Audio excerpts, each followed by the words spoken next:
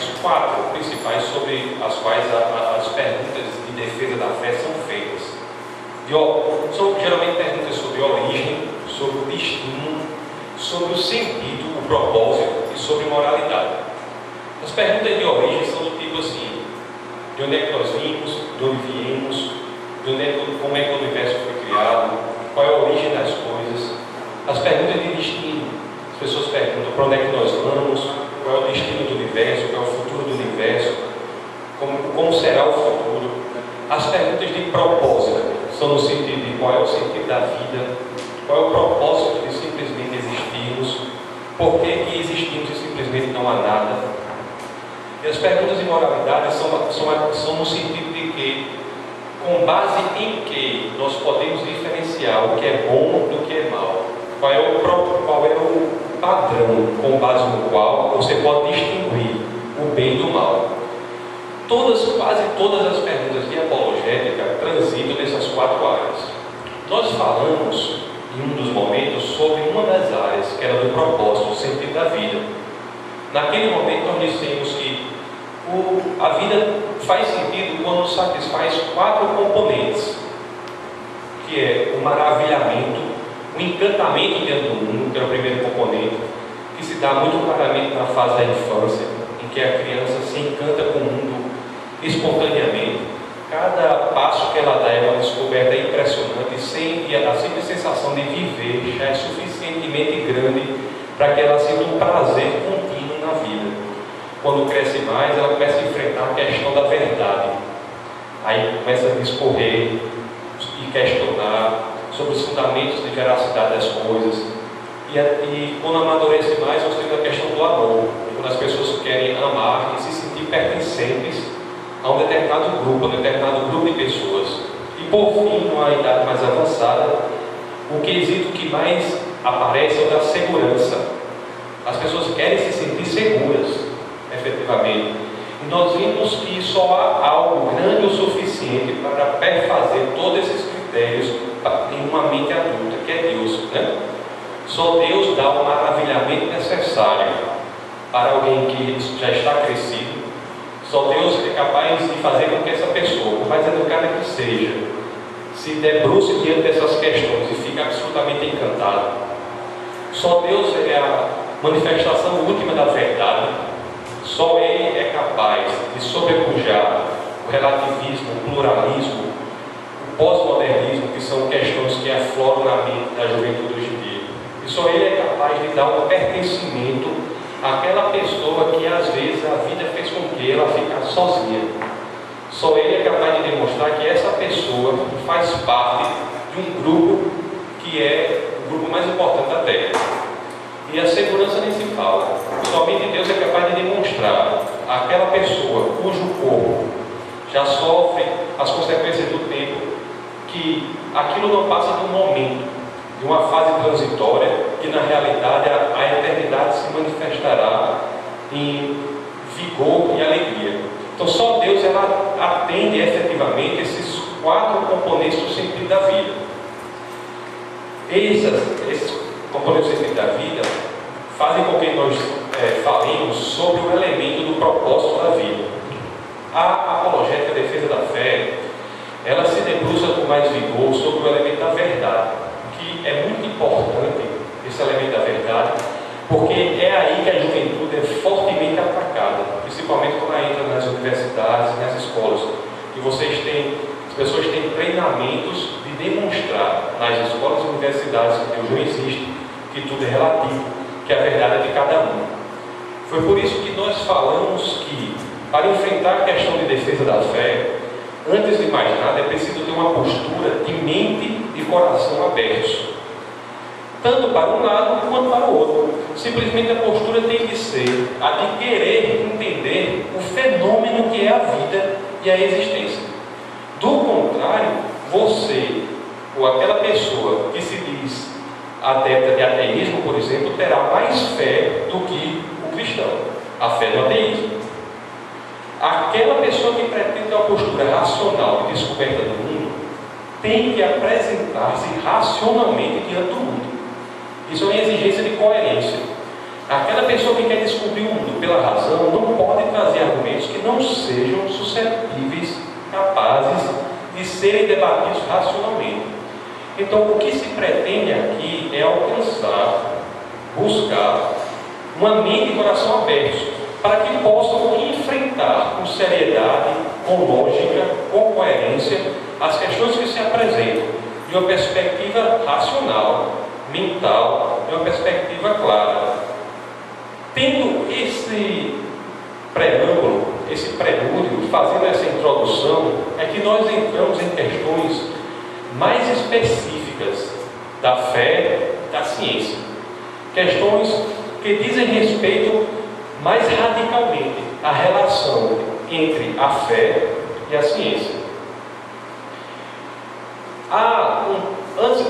É importante demonstrar que há um preconceito inicial quanto ao fato de achar que fé e ciência são manifestações inconciliáveis. John Lennox, que é um professor proeminente da Universidade de Oxford, diz uma coisa muito interessante. Ele diz o seguinte: você achar que pelo fato da ciência descrever o mundo Deus não existe, é a mesma coisa de você dizer que pelo fato dos motores dos carros Ford funcionarem de acordo com a mecânica, não houve Henry Ford que criou os carros Ford. A criação do mundo pode ser feita e fazer com que o mundo funcione segundo uma descrição científica do funcionamento do mundo. Não há oposição primeira entre ciência e fé, ciência e Deus, de forma alguma. Isso é um preconceito que é estabelecido. A ciência tem por fim descrever o que acontece, e o mundo que está presente foi um mundo criado por Deus. É dizer, portanto, que você pode ter uma explicação de ciência, e essa explicação na realidade é a leitura do mundo criado por Deus. Isso é uma possibilidade. É errado pensar que ciência e fé em Deus são posições antagônicas, são posições opostas, são posições contraditórias. É absolutamente errado pensar isso. Dito isso, é que nós vamos falar hoje sobre alguns argumentos que correlacionam ciência e a existência de Deus. É tentar provar cientificamente a existência de Deus. Existem 4 naturezas de argumentos, 4 tipos de argumentos científicos que são muito importantes na prova da existência de Deus. Existe o argumento cosmológico, que é o argumento sobre o qual nós vamos falar aqui, que é da prova do início do universo, do começo do universo. Existe um argumento que diz que o universo não apenas teve um início, como também ele foi planejado num determinado sentido. Isso é um argumento que é chamado de argumento teleológico. Não é teológico, é teleológico. É um argumento que tem um fim, uma finalidade. É o que diz que Deus criou o mundo com um determinado fim, com um determinado objetivo, com uma determinada finalidade. Existe também o argumento teleológico, que é o da finalidade, que diz respeito ao planejamento da vida. Nós vamos ver em outras situações que, para que a vida existisse, o número de variáveis que foram necessárias que coincidissem é enorme. Qualquer alteração nessas variáveis, nós não teríamos vida aqui na Terra. E por fim, nós temos o argumento moral, que vai demonstrar o seguinte: em última instância, nós vamos nos detalhar sobre esse argumento no futuro, que diz o seguinte: que em última instância só há o conceito de bem e mal se houver a pressuposição de Deus. Nós vamos ver que esse pensamento é repetido em muitas manifestações culturais. O próprio Dostoiévski, nos Irmãos Karamazov, diz que se Deus está morto, tudo é permitido. É uma maneira literária de demonstrar que a existência de bem e de mal, do bem e do mal, pressupõe a existência de Deus. Isso nós vamos ver depois. Por agora, por hoje, o que nós vamos analisar é o seguinte: como é que o início do universo se relaciona com a prova da existência de Deus. Essa é a nossa missão hoje, demonstrar isso. Eu vou dar alguns argumentos em favor da ideia de que o universo teve um início. A ciência sempre teve um grande objetivo na vida, vamos dizer assim, que era dizer que o universo nunca tinha desde sempre. Nunca houve uma criação do universo. O próprio Einstein, todos conhecem, Albert Einstein, que nasceu em 1879 na cidade de Ulm, no sul da Alemanha, perto de Munique, morreu em 1955 na cidade de Princeton, nos Estados Unidos. Ele, quando fez a sua teoria mais famosa, que foi a teoria da relatividade geral, ele ficou surpreendido com uma coisa. A teoria da relatividade dava a percepção, a leitura de um universo de um universo que tinha início, quando ele queria fazer uma teoria para um universo que nunca tinha início, que tinha existido desde sempre. Einstein cria a relatividade e, ao desenvolver a sua teoria, ele vê que, para que a teoria fechasse efetivamente, o modelo de universo que ele tinha que assumir naquela teoria era um universo com início. Isso, pessoal, é um problema seríssimo para o cientista. Por quê? Porque ele fica na posição de ter de justificar como foi que se deu aquele início. Porque nós vamos ver que o início do universo é o início do espaço, da matéria e do próprio tempo. A ciência, quando se depara com a ideia de um universo ter um início, ela fica numa situação absolutamente constrangedora para o cientista ateu. Por quê? Porque ele fica na obrigação de explicar algo para o qual ele absolutamente não tem explicação científica. Então, Einstein queria manter a sua ideia de um universo sem início, de um universo eterno. Tanto foi assim que ele, quando fez a teoria da relatividade geral e viu que aquela teoria, para fechar, dava a ideia de que o universo não tinha, a teoria dava a ideia de que o universo tinha um início, para que ele conseguisse fazer a sua teoria compatível com a vontade dele, que era a vontade de ter um universo sem início, ele colocou um elemento na teoria, chamado constante cosmológica. Ele colocou esse elemento na teoria. Esse elemento na teoria fazia com que ela fosse compatível agora. Ele fez a teoria.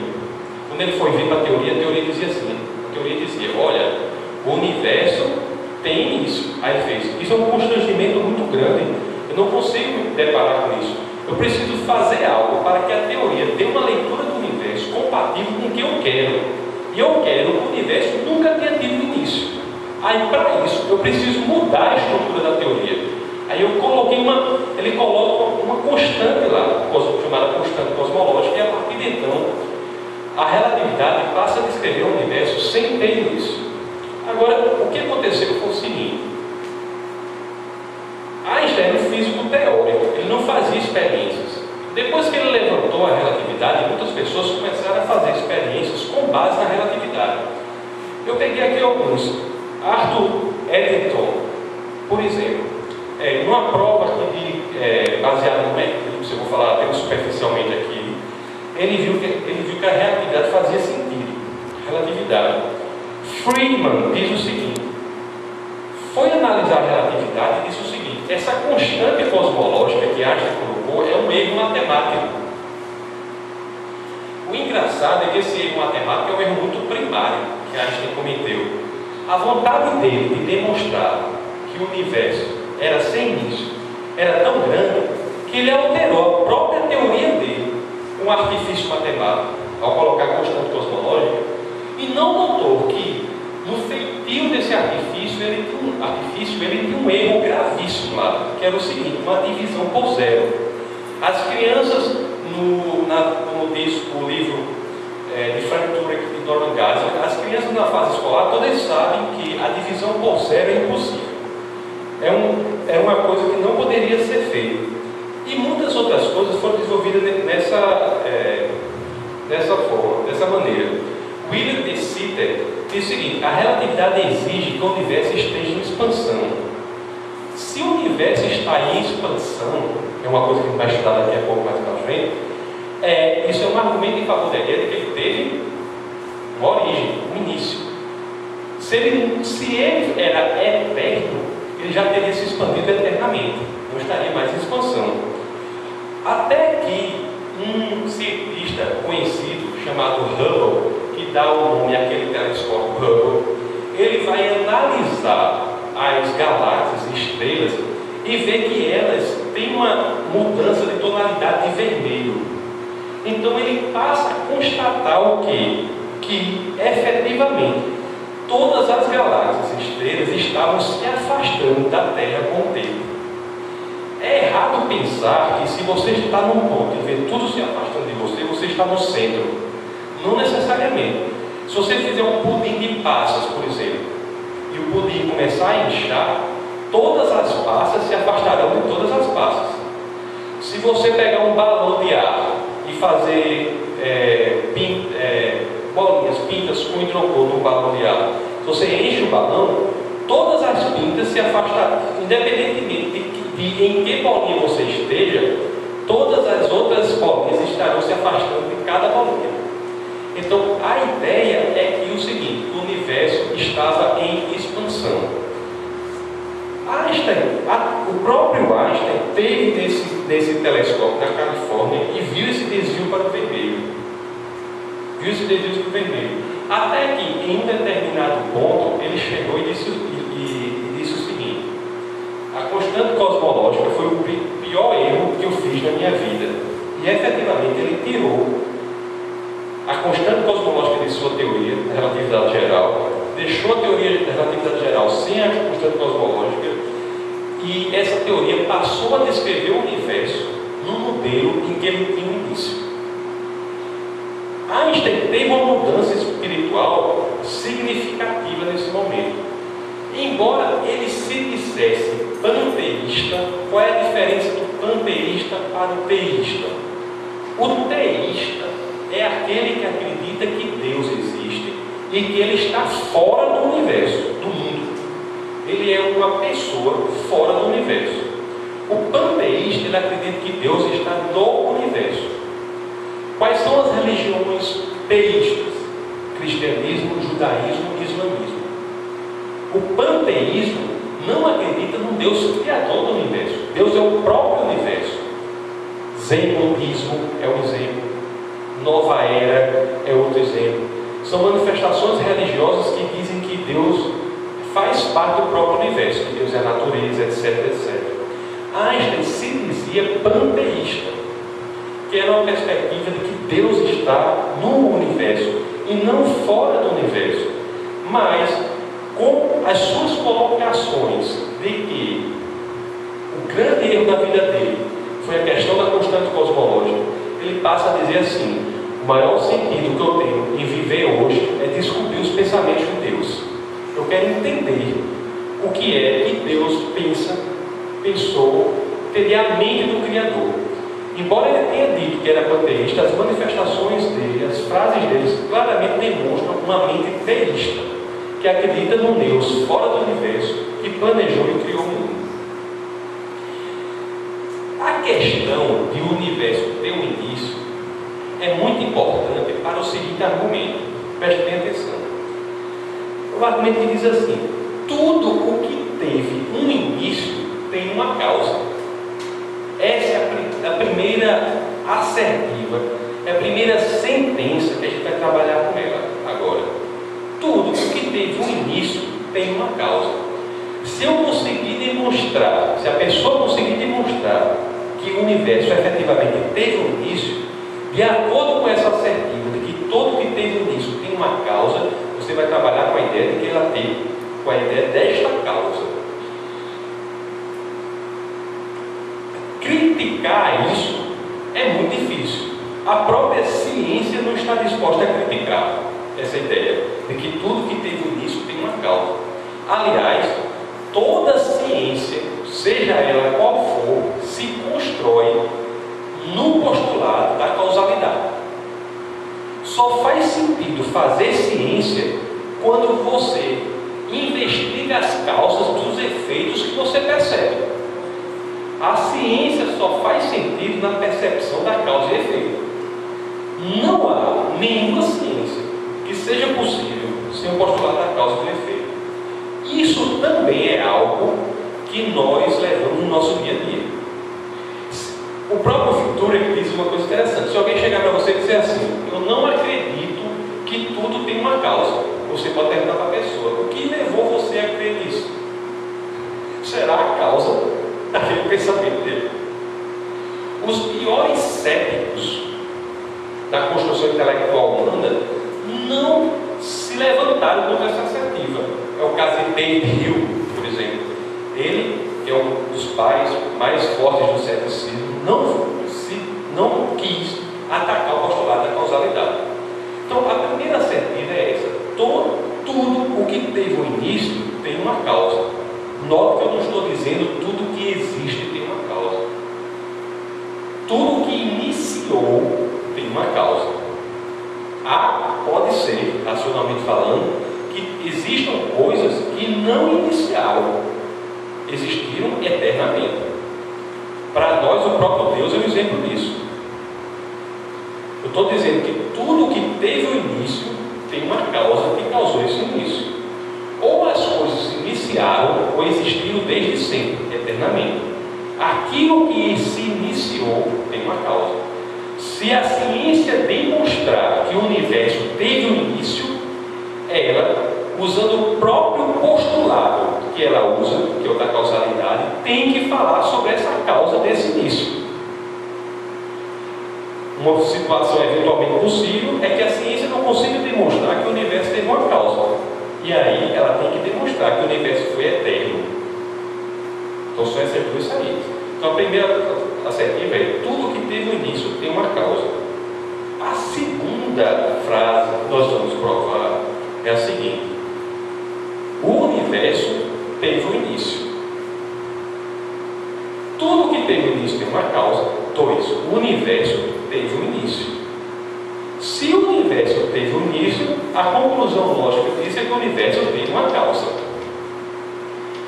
Eu comecei falando da teoria de Einstein porque é uma das provas de que o universo teve um início. E existem muitas outras provas sobre a ideia de que o universo teve um início.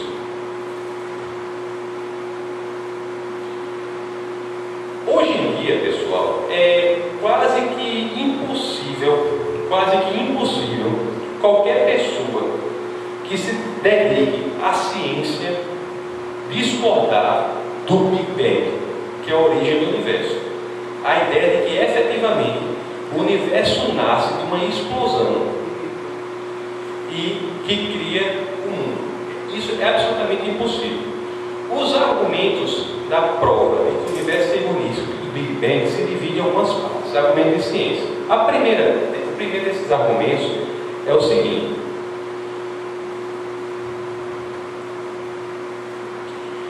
existe um elemento que acontece no dia a dia, nas coisas, que se chama, que é da seguinte coisa: tudo no mundo tende a um estado de maior desorganização. Tudo. Por exemplo, você deixa seu quarto arrumado lá. Depois, é muito natural que com o tempo, aquilo tenda ao quê? A desorganização. A sala, naturalmente, ela tende a um estado de maior desorganização. Isso é dizer o seguinte: existe uma lei no universo que diz que as coisas tendem a um estado de menor energia utilizável. As energias são utilizadas e as coisas se desorganizam cada vez mais. Por que nós tendemos a engordar naturalmente? Por quê? Porque a esfera é a estrutura com menor espaço e maior volume. Ou seja, é uma estrutura que vai guardar a maior quantidade de volume com menor energia. Até essa regra, você deve lutar contra ela. Nós tendemos a maior desorganização, a um estado de menor energia. Quando nós estamos cansados, para que nós nos organizemos, nós temos que dar energia àquele sistema. Quando nós estamos cansados, o que nós precisamos fazer? Nos alimentar. Quando o carro está perdendo gasolina, tem que colocar gasolina. Naturalmente, as coisas tendem a um estado de menor energia. Isso é a segunda lei da termodinâmica, que diz que o universo vocês estão entendendo? assunto de hoje é um assunto um pouco técnico, estão entendendo? Porque é um assunto técnico, tem que falar sobre passar sobre isso, tá certo? Física, é. O segundo é o seguinte: o universo está em expansão. Pessoal, é o seguinte: a ideia de que o universo está em expansão, a ideia que foi provada por Hubble, que diz o seguinte: em um determinado momento, e é interessante dizer que nós nem podemos falar de um momento anterior a este momento, porque nem o tempo existia. O que a física diz é que em um determinado momento houve um Big Bang, uma explosão, e a partir daí o tempo, a matéria e o próprio espaço foram criados. Você veja que nós nem podemos falar que existe, antes disso aconteceu alguma coisa, porque o próprio tempo foi criado nessa grande explosão. O próprio espaço e a própria matéria foram criados nessa grande explosão. Você veja que uma leitura ateísta desse fenômeno vai ter que explicar como é que o nada cria, a partir do nada, o tudo. Eu estou falando aqui do que a física entende. A física diz que em um determinado momento nós tínhamos todo o universo concentrado num espaço, não posso nem falar espaço, num ponto infinitamente pequeno, e a partir daí houve uma explosão. Pá. E por isso que o universo está em expansão. Para o ateu foi o nada, que a partir do nada criou tudo. Mas o que é o nada?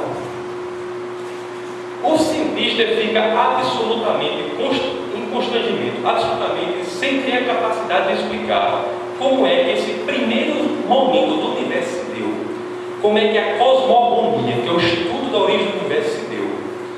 Para Aristóteles, como diz Durek, o nada é aquilo em que as rochas pensam, né? Pensam. O nada é aquela situação em que as rochas pensam. Aristóteles diz isso.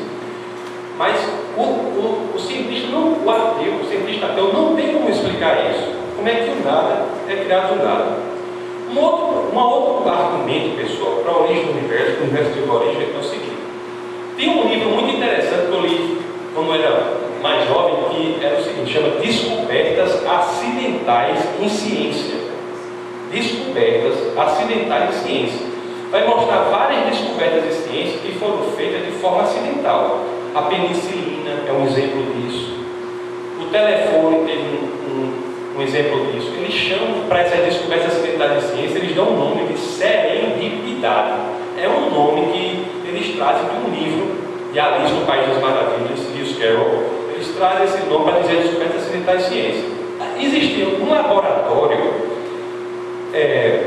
Penzias e Robert Wilson, estavam no seu laboratório e escutavam uma interferência, uma radiação nas antenas do laboratório. Eles chegaram e colocavam a antena para um lado, tinha esse mesmo barulho, essa mesma radiação. Colocavam para o outro, tinha a mesma radiação. Aí eles pensaram o seguinte: isso deve ser sujeira dos pombos, que lá no local que o laboratório fica tem muitos pombos. Isso deve ser sujeira dos pombos. Aí eles fizeram o quê? Foram lá, limparam as antenas, tudo, e continuou aquele barulho. Isso, pessoal, foi em 1965. O interessante é o seguinte: em 1948, os cientistas disseram o seguinte: se o universo efetivamente teve uma explosão muito grande, o barulho, os efeitos dessa explosão deveriam ser perceptíveis até hoje. Quando esses dois cientistas, em 65, tentavam descobrir o barulho dos pombos e viram que não era dos pombos, se lembraram disso e passaram a investigar essa estranha radiação que eles percebiam lá no laboratório chamado Bell laboratório. E, por incrível que pareça, ficou comprovado que o que eles estavam ouvindo era a radiação proveniente do início do universo, do Big Bang. Muitos chamam disso uma grande descoberta do mundo. É como se fosse a impressão digital de Deus. Naquele momento, eles estavam investigando o barulho decorrente da explosão que deu origem ao universo. É claro que aquela radiação ainda não tinha muita cor. Por quê? Porque o espectro da onda já estava bem esticado pela expansão do universo. Mas eles ainda conseguiam detectar essa radiação. Isso foi uma descoberta tão radical, tão importante, que eles receberam o prêmio Nobel por isso. Agora, o mais incrível é o seguinte: chegaram algumas pessoas e disseram o seguinte: se essa radiação dessa explosão for absolutamente linear, limpa, isso não pode ser da origem do universo, porque o universo criou galáxias, planetas. Você tem que ter uma ondulação para justificar que em certos pontos você tinha picos de matéria que se aglutinaram pela gravidade.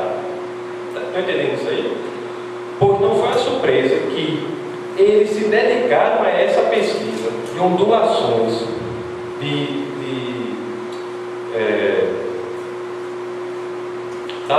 ondulação da radiação e conseguiram comprovar que efetivamente essa radiação tinha ondulações absolutamente compatível com a ideia de que essa ondulação gerou desuniformidade, que com a atração gravitacional foram criadas as galáxias, os satélites, etc. e tal. A coisa era tão séria, pessoal, que em 1989, muito recentemente, né? Em 89, a NASA gasta 200 milhões de dólares num satélite chamado COBE, que é explorador do fundo cósmico, Cosmic Background Explorer, explorador do fundo cósmico. E esse satélite é lançado ao preço de 200 milhões de dólares para comprovar como havia sido essa radiação para explorar o fundo cósmico. E o impressionante é o seguinte, certo? Que a conclusão que o satélite COBE traz diz o seguinte, certo? Que essa explosão e a expansão do universo é tão radicalmente precisa, tão radicalmente calculada, que se ela fosse um pouco maior, não haveria possibilidade dessa aglutinação. E se ela fosse, essa expansão, um pouco menor, o universo sucumbiria sobre si mesmo. Essas conclusões da COBE são comprovadas em 2003 por um satélite chamado WMAP. São enviados e são comprovados por isso. Pessoal, então todos esses argumentos levam para a ideia de que efetivamente o universo teve um início. E se o universo teve um início, pelos postulados da própria ciência, há de se concluir que ele teve uma causa. A questão é a seguinte: a causa da origem do universo pode ter sido uma causa natural? É claro que não. Por quê? Porque as próprias leis da natureza existiam com a criação do universo. Então é necessário que essa causa da criação do universo seja uma causa sobrenatural. As forças naturais não podem ter criado o universo, porque elas mesmas aparecem no Big Bang. Então é necessário que seja uma causa sobrenatural. Existem, pessoal, além dessas provas físicas, científicas da criação do universo, existem outras provas que podem ser também consideradas para você provar que o universo teve um início. Por exemplo, qual é a ciência, uma das ciências mais evoluídas hoje em termos de investigação, talvez seja a química.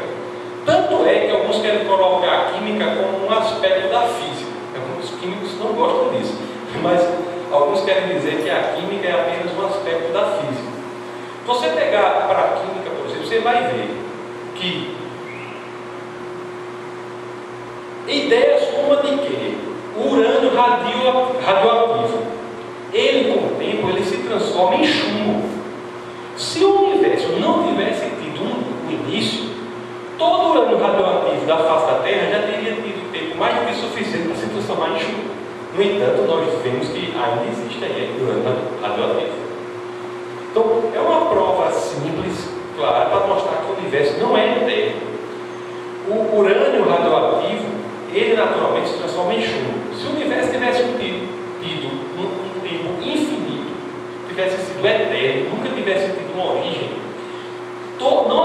urânio radioativo.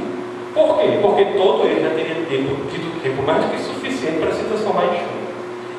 Existe uma prova não científica, uma prova filosófica, para dizer que o universo teve um início. Por incrível que pareça, as pessoas acreditam que essa prova é a prova mais importante que existe. É chamada de argumento Kalam. Kalam, em árabe, quer dizer eterno.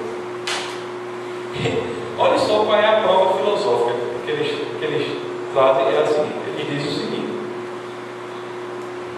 se você supuser, se você acreditar que o universo nunca teve um início,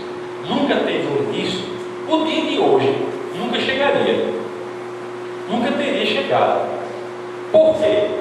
Porque nas sequências infinitas você não pode ter um número, um fim em determinado momento. Eu vou tentar explicar, é um argumento filosófico, mas vou tentar explicar da seguinte forma. Você já ouviu falar do paradoxo eu acho que é do coelho, alguma coisa que na linha de corrida, que ele diz o seguinte: para você chegar até a linha de chegada, você tem que andar a metade do caminho. Quando você chega na metade do caminho, ainda falta metade do que falta, não é? Aí você tem que andar a metade do que falta. Quando você chegar na metade do que falta, ainda tem a metade do que falta. E assim sucessivamente. Até você nunca vai chegar, você nunca vai cruzar a linha. Porque as sequências abstratas não têm fim. Mas se você coloca como um mundo concreto, se você tem um número infinito de dias, o dia de hoje nunca havia chegado, nunca haveria de ter chegado. Isso é um argumento filosófico chamado Kalam, para dizer que o modelo do universo infinito, se o passado é infinito, você não pode ter como adicionar um número a algo que já é infinito. E nós não vamos ter que adicionar o amanhã, o depois de amanhã e o dia subsequente a este. Se nós temos números infinitos de dias, nós não podemos somar nada a isso. Números infinitos de dias não possibilitam uma perspectiva de nós somarmos o amanhã, o depois de amanhã. Por quê? Porque ele já é um número infinito. Então, esse argumento chamado Kalam é um argumento muito forte para dizer isso. Diante desses argumentos, pessoal, eu vou ler aqui rapidamente o que algumas pessoas disseram. Foi o seguinte, eu vou passar aqui, disseram o seguinte: diante disso tudo, nós temos a seguinte pergunta. Depois eu vou ler uma passagem de alguns cientistas aceitando já. Mas nós temos a seguinte pergunta, o seguinte questionamento. Ok, parece bastante sensato, bastante provável, é racional a ideia de que o universo teve um início e que, tendo início, teve uma causa. As perguntas que normalmente são feitas são quais contra isso? São as seguintes: tudo bem, se o universo foi criado, se o universo foi criado, e se foi Deus que criou o universo, quem criou Deus? Essa pergunta é uma pergunta que normalmente é feita. A resposta para essa pergunta é a seguinte: a resposta é a seguinte: não há problema em uma coisa não ser criada, não ter causa. O problema é uma coisa que teve início, não ter causa. Se o cientista quisesse provar que o universo nunca teve um início e ele conseguisse provar isso, não haveria problema. O problema é que ele não consegue provar que o universo não teve um início. As provas sempre levam à ideia de que o universo sim teve um início. Agora, Deus não é algo que teve início e, portanto, não foi causado. Perguntar quem criou Deus é não entender que as coisas que não tiveram início não foram causadas. O universo é causado por algo porque teve um início. E nem o mais radical dos cientistas céticos e ateus, como os mais radicais dos cientistas céticos e ateus, conseguem provar que o universo é eterno. Então, essa pergunta não faz sentido diante dessa perspectiva. O que é interessante é o seguinte: nós chegamos à conclusão de que o universo sim teve um início. Nós vimos que no início do universo foi criado a matéria, foi criado o espaço e foi criado o tempo. Então, que causa é esta que criou o universo? Quais são as qualidades, as características, os predicados dessa causa que criou o universo? Se na própria criação do universo houve a criação da matéria, do espaço e do tempo, e essa causa não foi criada porque não iniciou, nós temos algumas características que nós podemos dizer. Que essa causa é autoexistente. 2, o tempo não foi criado no universo, então a causa não está antes do universo, antes, sem poder usar antes, porque o tempo nem existia. Mas essa causa já não existe independente do universo, então essa causa é atemporal. Outro, o espaço não foi criado no universo, é a ciência que diz isso, então essa causa é não espacial. Outra, a matéria não foi criada no universo, então essa causa é imaterial. Outra coisa, uma causa para criar o universo tem que ser uma causa extremamente poderosa para fazer isso. E tem que ser uma causa extremamente inteligente, porque criou o universo uma possibilidade da vida existir. Esse é um argumento do design que nós falaremos mais profundamente depois. E por fim, é uma causa que decidiu criar o universo. Ou seja, é uma causa pessoal. A causa para isso que nós entendemos aqui, pelo próprio estudo da ciência, não pode ser uma causa material, porque a matéria foi criada com o próprio universo, a própria ciência diz isso. Não pode ser uma causa temporal, porque o tempo foi criado com a própria criação do universo.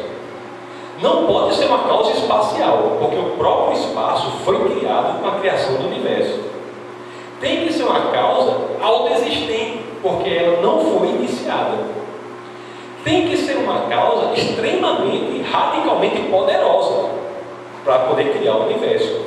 E tem que ser uma causa que teve decisão de criar o universo, porque não foram leis naturais que criaram o universo, já que as leis naturais passaram a existir com a própria criação do universo. Se você analisar o que é, então, a causa pessoal. Então, se você analisar o que é uma pessoa atemporal, imaterial, não espacial, extremamente poderosa, esse é o conceito cristão de Deus. O conceito cristão de Deus é de uma causa pessoal, extremamente inteligente, atemporal, não espacial e imaterial. Esse é absolutamente o conceito cristão de Deus. Isso resolve problemas que muitos têm com o seguinte aparente paradoxo. Como é que Deus dá o livre arbítrio para o homem e sabe o futuro? Como é que o homem é absolutamente livre para agir da forma que quiser e ao mesmo tempo ele pode ver o futuro do homem? Porque ele não está subordinado ao tempo, ele está fora da dimensão temporal. Um argumento que se usa fácil é o seguinte: se você pegar uma folha como essa daqui, você vê que essa folha tem duas dimensões, não é? Uma pessoa que viva num mundo de duas dimensões, vamos supor que você vive numa folha, num mundo de duas dimensões, não existe altura, só existe duas dimensões, não vai entender alguém que está acima dessas dimensões e pode juntar esse ponto com esse, dobrando a folha, por exemplo. A pessoa que vive em uma folha vai achar que isso é uma mágica, porque ela só entende as duas dimensões.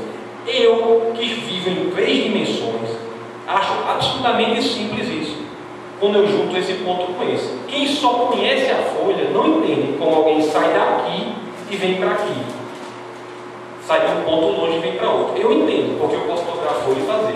Eu só posso fazer porque eu vivo em três dimensões.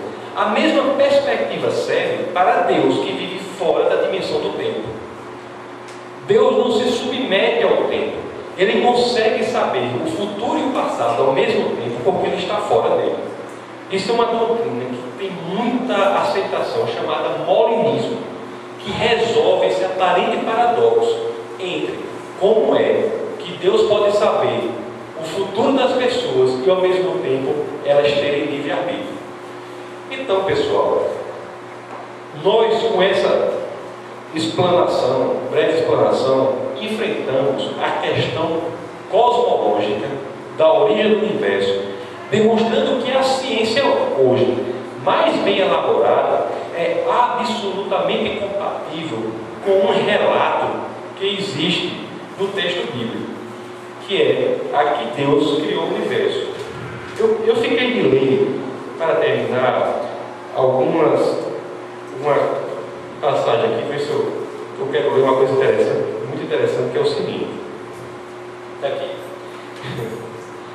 Olha o que Robert Jastrow, que é um cientista renomado, disse o seguinte: para o cientista que tem vivido pela fé no poder da razão, a história termina como um sonho ruim. Ele escalou as montanhas da ignorância, está prestes a conquistar o pico mais elevado, e quando se lança sobre a última rocha, é saudado por um grupo de teólogos que estão sentados ali há vários séculos. Ou seja, a ciência se dedica, estuda, passo a passo, centímetro a centímetro, escala aquele monte enorme, pedra a pedra, e quando chega lá em cima, chega às conclusões idênticas a que a Bíblia já chegou há séculos e séculos, que é a de que o universo efetivamente foi criado do nada, mas só que para a Bíblia foi criado por essa causa que é absolutamente pessoal, atemporal, não espacial e imaterial. E a ciência tem de concordar com isso, porque ela não tem qualquer outra explicação mais razoável para explicar a origem do universo, senão a explicação da Bíblia. É absolutamente impressionante esse argumento.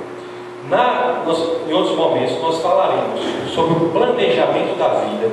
Nós vamos demonstrar que a vida é algo extremamente complexo.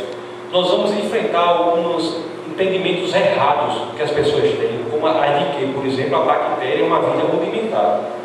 Até a bactéria, que é uma das vidas mais rudimentares, é extremamente complexa. Nós vamos enfrentar isso. Nós vamos demonstrar que as variáveis para coincidir, para que tenhamos vida aqui na Terra, são variáveis extremamente calculadas. Do contrário, a vida não seria possível. Mesmo a vida não baseada no carbono, como é a nossa, mesmo a vida baseada em silício, que é uma alternativa que alguns trazem, é uma vida extremamente improvável de existir. E nós vamos também, no futuro, nos debruçar sobre o argumento da moralidade, demonstrando que só há efetivamente uma ideia de bem e do mal na pressuposição de que Deus existe. Nós demonstraremos esse argumento. Num mundo hipotético em que Deus não exista, ideias como do direito natural, ideias como a de que as pessoas já nascem com percepções de bem e do mal, não são possíveis de uma perspectiva racional. Então esse era o argumento. Muito obrigado por hoje.